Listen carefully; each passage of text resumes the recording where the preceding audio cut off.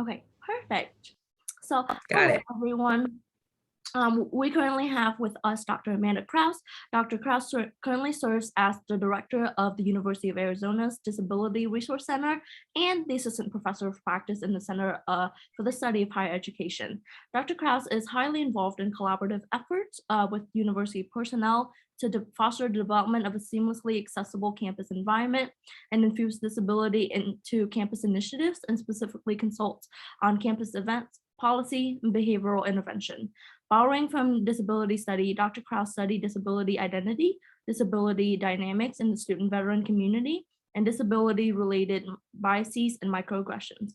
Through her research and teaching, she challenges the dominant deficit or tragedy narrative on disability and promotes models and tools to increase access and equity and ultimately reframe the concepts of difference in higher education.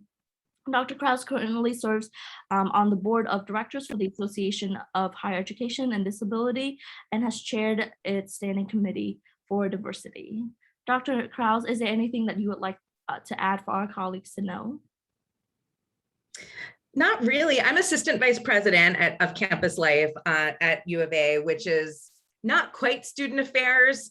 We have kind of a unique model, but as close to student affairs as we have at U of A. So yeah, in my purview, I also oversee housing and residence life. So it's nice to see that knock, and I'm sure others have GA positions in housing, and I oversee our unenrolled minors policy, so youth safety and a bunch of other little things, but disability resources is certainly, my professional and personal passion.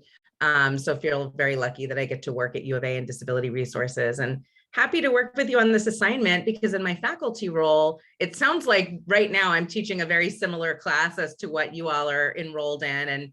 And the students in the class have recently done an interview assignment similar to this one. So I know that many of them had, trouble scheduling their interviews. So I was really happy to write back to you all immediately and help with the assignment because I know it can be tricky. Yeah, I personally was really surprised given your response time because that was immediate. So thank you so much for responding to us and being comfortable and to have this conversation. Sure. So now I think we're gonna start with interview questions. Leilani, was there anything you wanted to add before we start? No, just thank you for being here and giving your time and space. Sure. Okay, perfect. We'll just start off with how did you develop an interest in student affairs and specifically disability services? Sure. So during my undergrad, I was very involved in what on that campus was called student life. I went to Carnegie Mellon University for my undergrad in Pittsburgh, so not too far away from you all in Ohio, and was involved with housing and residence life and leadership programs. And at the time, I was a vocal performance major, and it didn't look like that was going to work out for me long term, just in thinking about what does one do with a degree in vocal performance. You perform, and I don't know if I thought that through when I was going through the program, but I was at this kind of crossroads, and I thought, what do I love to do? What do I love to spend time and energy on, no matter, what's going on in my life? And it was student life. And so that's why I decided to pursue a higher ed degree in grad school. So went out to the University of Arizona right after I graduated from college to pursue a master's and then a doctorate in higher education. And I worked in housing and residence life for the duration of my master's and my doctorate. So for me, I think it was just about really loving working with a diverse group of people. I liked the inclusion aspect of it, just connecting with people, making campus, feel more welcoming, and like people could feel connected and feel like they could navigate more effectively. So I think that's what initially drew me into student life or student affairs. And it wasn't until a while later that I thought about disability resources. So I use a wheelchair. I identify as disabled. I went to college in the late 90s, and I don't think higher ed really had fully understood what the ADA meant. Carnegie Mellon at the time didn't really have, well, they did not have a disability resource office. There was an ADA compliance officer. And actually their model at the time didn't really have dedicated cultural centers either. Everything was student run. And I don't know if that's changed in the 20 years since I've left. But so, I didn't really know about disability resources. I didn't use accommodations. And when I got to Arizona, I recognized that the campus was very different in many ways from what I had experienced in undergrad. And specifically, they had a well-recognized disability resource center. There were a lot of disabled people. We can also have now a sports program and lots of different kind of events and educational programming. And so it still made me a little bit uncomfortable because I was so disconnected from disability and the disability community. But it really, for me, was a mentor who got me into the field. And she continues to be a mentor to me, a good friend, but she was director of the Disability Resource Center when I was working on my doctorate. And we connected professionally, and then we connected through sports, so through wheelchair tennis. And she actually introduced me to the work. And so we had a very specific opportunity to look at it was a grant that looked at disabled veterans and their reintegration into higher education. So not exactly student affairs, but it got me into disability resources. So yeah, it took a while for me to appreciate that there was a field like disability resources and that it would be something I'd be interested in, because there's a lot of internalized ableism that I was grappling with, not that I really knew it at the time, that really kept me at a distance from the disability community. So for me, it was really meeting that one individual, but then being introduced to the work properly, at a university that really had good resources and a good campus culture around disability. Thank you for sharing that, Dr. Kraus. Very, very powerful.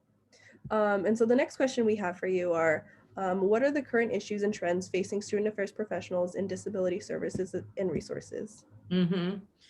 Yeah, there are several. I think right now, probably we could all say COVID is an important, obviously important experience for us, and we're all learning. I think with respect to disability resources, COVID in many ways has validated the work that we've done for the last several decades about promoting flexibility. Primarily, a lot of what we do, I like to think about what we do as removing barriers to access, but there's a range of responses that the university can choose. And, one end of the spectrum is to make an accommodation. That's what we have to do legally. But there's also, opportunities to redesign aspects of the university experience, right? And I think COVID has really not just encouraged, but forced us all to redesign aspects of the work, including how we teach, what does the workplace look like? So I think, navigating how students are reacting to that is certainly an important issue right now. I think there are a lot of folks who just did not have an in-person or kind of traditional experience finishing up high school, even their freshman year of college or first year of college. And now they're really looking for accommodations that they didn't know that they needed. I would say, animals on campus continue to be an interesting trend. Really like looking at assistance animals, working with, often it's residence life, but other areas of campus and making accommodations for animals. I'm trying to think. Communication access, digital access is very, very important. A few years ago, I would say higher education really started to prioritize and focus on communication access, specifically captioning of video content that was available for kind of the public to consume. And I think that with all, I'm sorry, what's the word I'm looking for? generated captioning that just defaults, on Zoom. What is the word I'm looking for? But anyway, captioning that has gotten better and better in the last few months to a year. I think it's really looking at how do we make things in the digital environment more accessible, whether that's through auto-generated, there we go, captioning, professional captioning, looking at different ways to use the digital environment and not make the assumption that just because something's electronic, just because we're using technology, that it's accessible. So I think in many ways, these are issues that, we've been grappling with for a while, but COVID has maybe really pressed fast forward on that, and we're really trying to figure out the most accessible, most effective strategies in the digital environment, is something that I think we're spending a lot of time on right now. So those are great points, and recognizing the issues that you've brought up, as well as some of the strategies that you spoke to. What are some recommendations that you would offer to address some of the problems in this functional area? I would say that we want to look more broadly at what access can be. And I mentioned how I believe, access exists on a spectrum. On one end of the spectrum is compliance, right? The other end of the spectrum is equity, right? Those are not the same. And I think whether you're disabled or whether you identify as a member of another subordinated group, we can appreciate kind of that, is it really welcoming? Is it really inclusive? Or is it just checking a box? And in our case with disability resources, that's, are we in compliance with the ADA? Check. There are lots of really equitable, universal, respectful strategies and solutions we can put in place that are also compliant. It doesn't necessarily work the other way. So when all we do is put an accommodation in place, it's really not going to feel equitable. And it doesn't necessarily reflect our institution's commitment to inclusion and retention and success and belonging. So, it's not a very specific recommendation, and it takes practice, but we all need to expand what access means to us and how we think about disability related access, because I would say that, 31 years after the ADA was signed into law, we really want to be leaning into the spirit of the law versus the letter of the law. The letter of the law can still not be very good, right? We can make accommodations that I'm sure many of us are familiar with. Maybe it's extended time on an exam. That usually means you're taking your exam somewhere else, right? Not in the classroom with your instructor or with your classmates. That might look like physical access where the accessible entrance is around the side or around the back. Sure, both of those examples meet the letter of the law, but they're not great. And when we look at all of the ways that we try to create community and indicate to people that they matter and that they're valuable, we look at all the things that we do to other people, and we try to be mindful of not doing those things. Disability access, I feel like the ADA can sometimes confuse the experience of access versus inclusion. So in terms of what recommendations I would give, and that would be for disability resources folks or anyone working in student affairs looking at disability access, is like, let's back up and really look at the end goal. And if equity is in fact our goal, how do we get there? And I think that does have implications for those people who are making individual accommodations.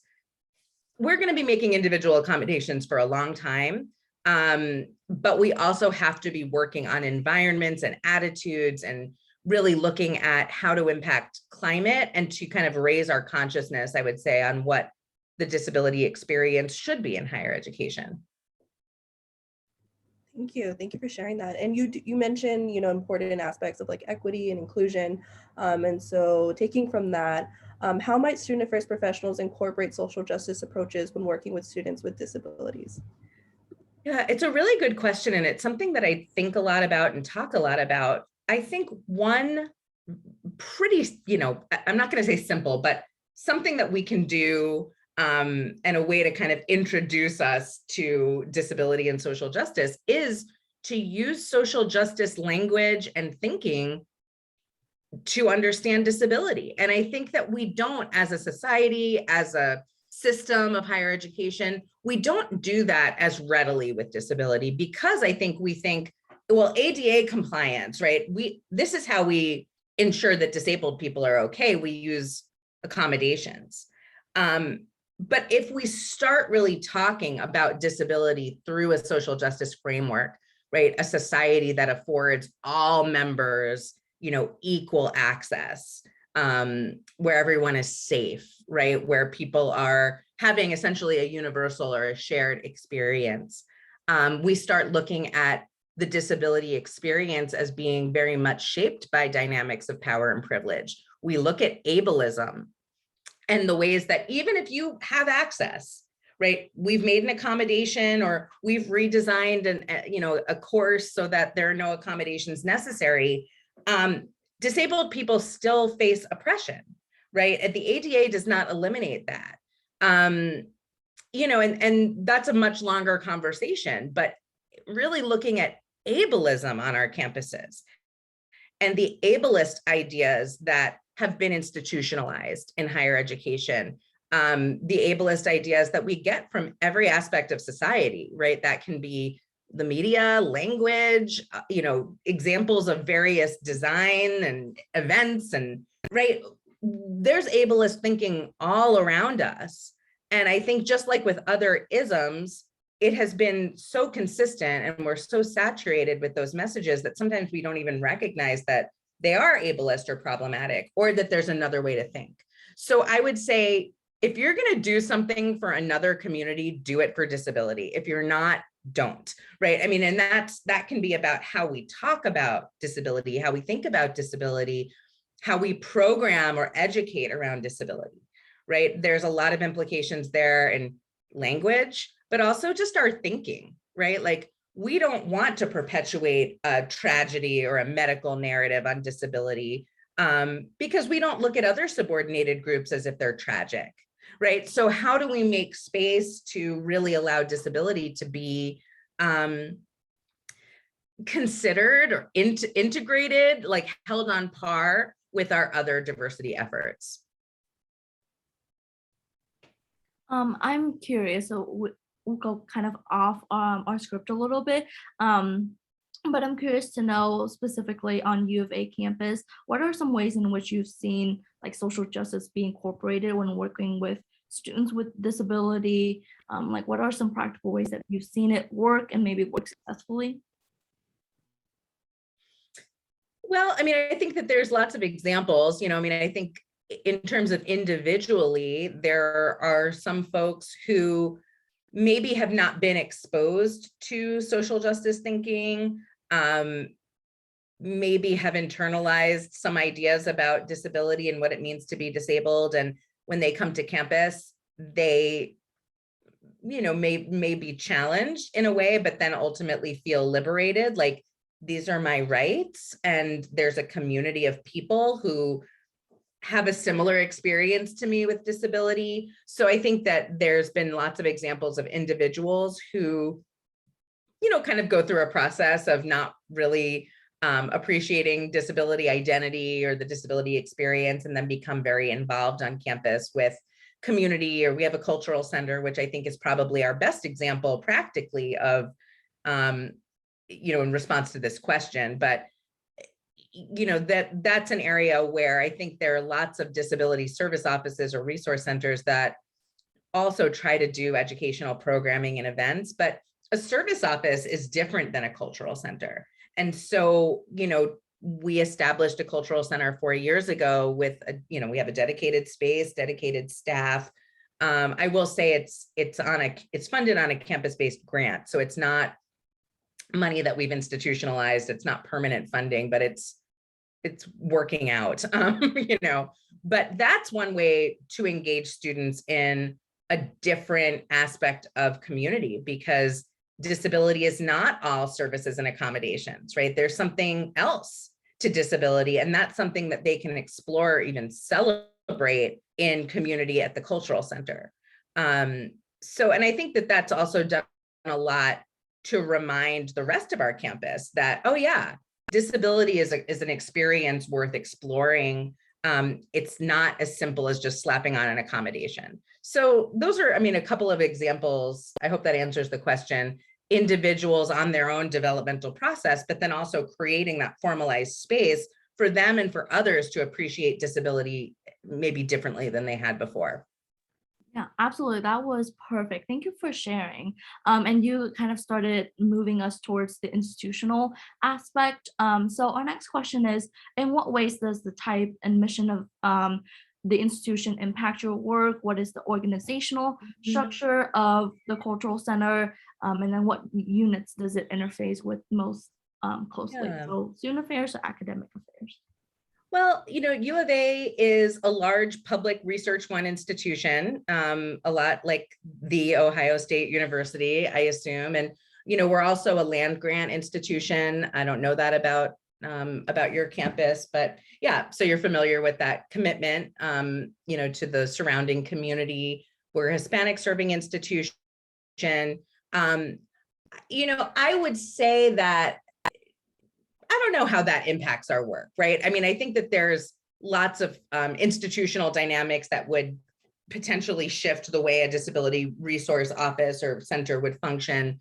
I think what comes to mind for me is resources in terms of budget and finance, and how a public versus a private institution may have different experience being funded. And if that's something you want to know more about, we can follow up. But I feel like the fact that we're a large research institution certainly does support our efforts, because I think disability resources, and I believe this is true, we really touch every aspect of campus. So it's kind of it's a big job, but that means we're working with Division I sports, just like you are.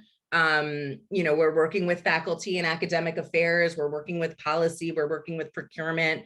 We're really touching every aspect of campus. So on a big public campus, that's a very different job than being organized, let's say, on a smaller campus where you're really only working on individual accommodations. We have the opportunity to be doing both individual accommodations with students and employees, but also working more proactively with this large campus to hopefully be changing its culture.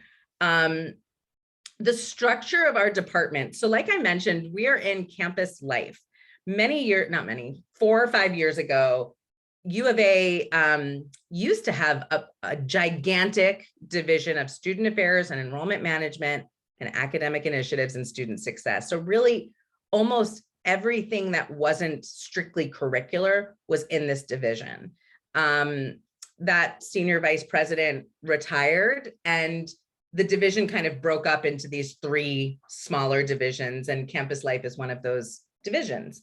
In that division, there's disability resources, housing, campus health, campus rec, dean of students. There's some other areas, but I really like being in campus life because I don't really believe that our work is only student focused. And I think that when an office is organized in student affairs, and according to our professional association, about half of disability resource centers are organized in student affairs and half are somewhere else, whether that's academic affairs, equity, it just depends on the campus. I don't really like being connected so directly to student services, because really what we're doing is ensuring that the institution has an accessible infrastructure, right? We do work with students. We also work with employees. That's not all that typical, but we advocate for access, right? So we don't align ourselves with the student or the faculty member, the employee or their supervisor. We're really trying to be objectively looking at access. Where are the barriers and what's the most equitable, sustainable solution, right, we can use to remediate or mitigate that barrier. So I like that we're in campus life, because not that we have much to, we don't really have much in common with campus health, but it's an area that serves all of campus. Campus rec serves all of campus. And I like being with those kind of larger departments that aren't, just totally connected to student services. What areas do we interface with most closely? Like I said, pretty much every area.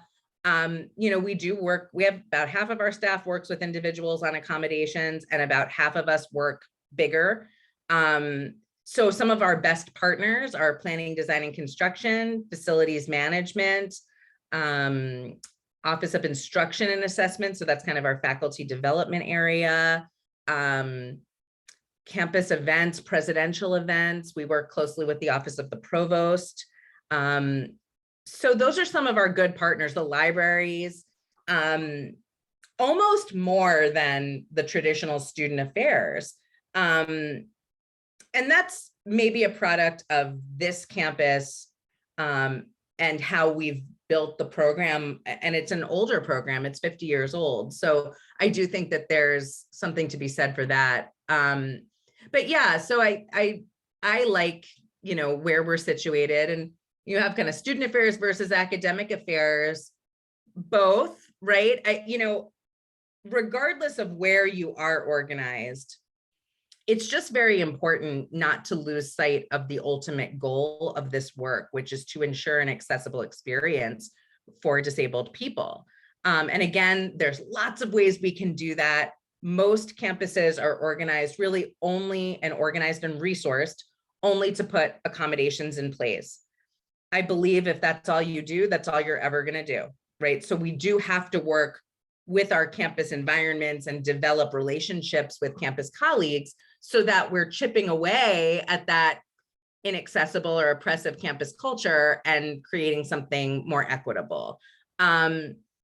So anyway, it doesn't really matter where you're organized as long as you don't lose sight of the work. I think sometimes with student affairs, being so focused on student development, recruitment, outreach, that's not necessarily something I see as a key role for a disability resource center to play. Sure, when we engage with students, we do it developmentally, and we hope to introduce them to new concepts of disability and community, like we talked about, but we don't necessarily have learning outcomes for students, right? Because what would that be, right? I have good colleagues on your campus, so I'd be curious to hear what they have to say. But I don't want to engage students in learning outcomes. They're coming to us because there's a barrier to access.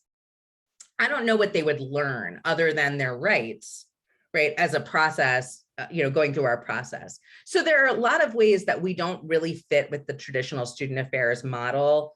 Like I said, we don't recruit students. We don't do as much outreach as we can.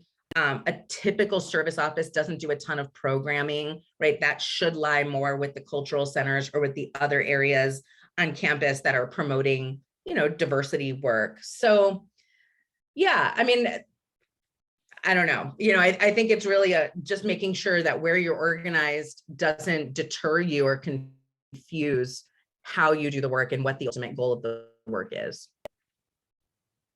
Thank you so much.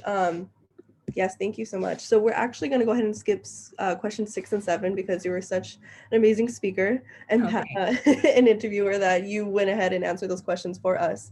But so before we end this interview, I wanted to just allow you any space to leave any concluding thoughts for us and our colleagues. But yes, you've been amazing. Oh, thanks. Well, I would say in terms of just concluding thoughts, and you're welcome to ask me any questions you have too. I have time if you want to continue to chat, but I would really think about some of these questions got at it, right? But what is a student affairs response to disability resources and disability access? I think that over the years, we have conflated any sort of service with student affairs. And as you all are emerging professionals, and I can already see very committed to equity, right? Just based on the questions that you're asking, social justice, the way you introduce yourselves, the way you've created this space. I would really just think about, if you're interested in working in disability resources, that it might look and feel a little different than some of the more traditional student affairs areas.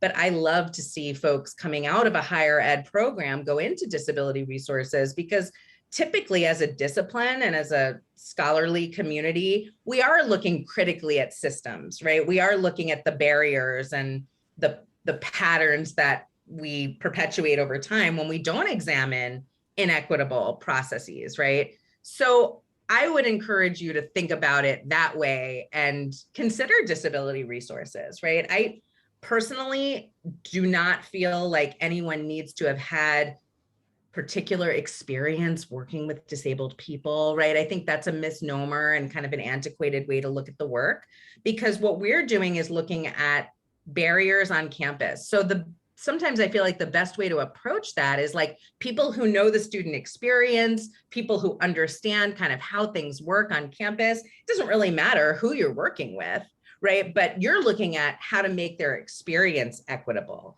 So I love to introduce or to work with like new professionals and thinking differently about this field, because I think it's changed a lot in the 13 years that I've worked in disability resources. And I think it will continue to change as our consciousness about what higher ed is changes.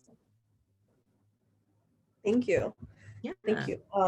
Thank you for this lively and like fruitful conversation. Sure. Yes, definitely. And yes, and so that pretty much concludes everything for today. Knock, if you want to go ahead and not end the call, but end the recording.